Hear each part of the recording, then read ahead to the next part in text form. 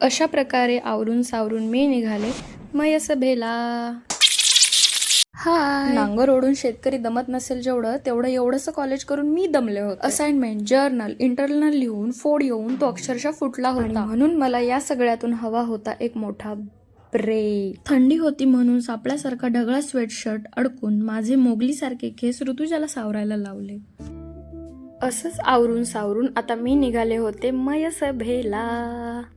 अशी कानं पॅक करून तर बरोबर वेळेवर निघाले, पण ट्रॅफिकमुळे पोचायलाच वेळ लागला. कार्यक्रम सुरू होस तर मी माझ्या बोटांनी बटा आवरत बसले आणि आता अगदी काही सेकंदामध्ये कार्यक्रम सुरूच होणार होता.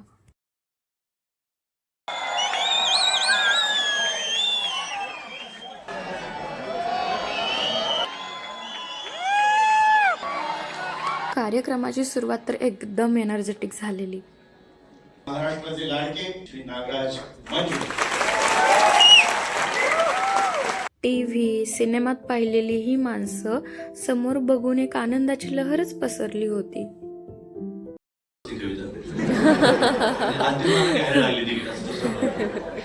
आता सुरुवात झाली होती कवितांना आणि यापुढे आमच्या सगळ्या रिॲक्शन काहीशा अशा होत्या.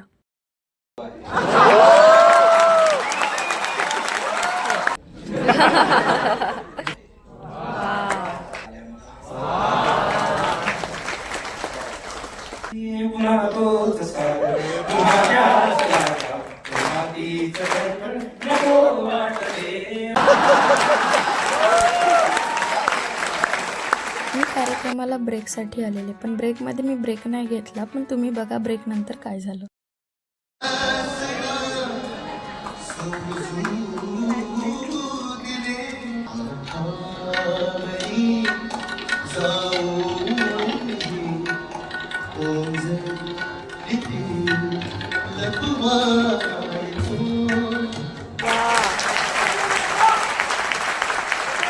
यानंतरही काही कविता झाल्या आणि कधी संपू नये असा वाटणारा हा कार्यक्रम संपला.